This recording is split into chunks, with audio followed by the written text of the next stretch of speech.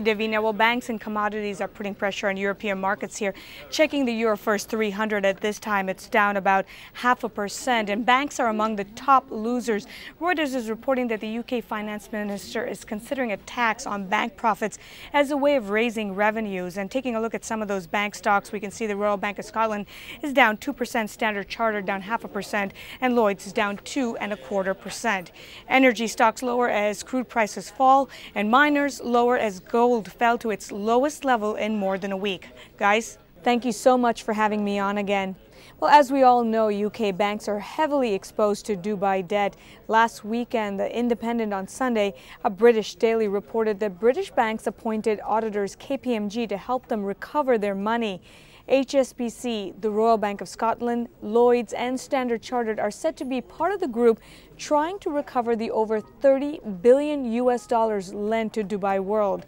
And the paper also reported KPMG will be formally appointed once the creditor banks have formed a steering committee to lead negotiations.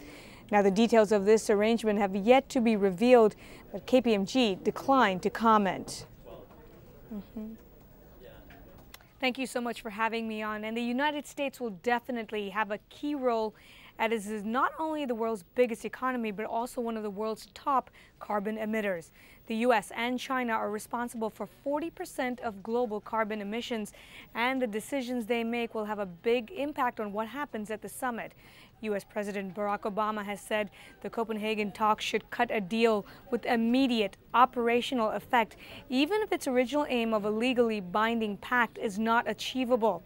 The president has also revised his schedule and will now be attending at the end of the climate change summit, which is seen as a positive sign and signals a success. Now, the U.S. is also expected to pledge to cut its greenhouse gas emissions roughly 17% below 2005 levels by 2020, and that's during the summit. But the U.S. proposals are lower than what the 27-nation European Union has called for. The EU has pledged a 20% emissions cut by 2020. That's compared to 1990 levels, and has promised to raise that to 30% if other rich nations follow suit.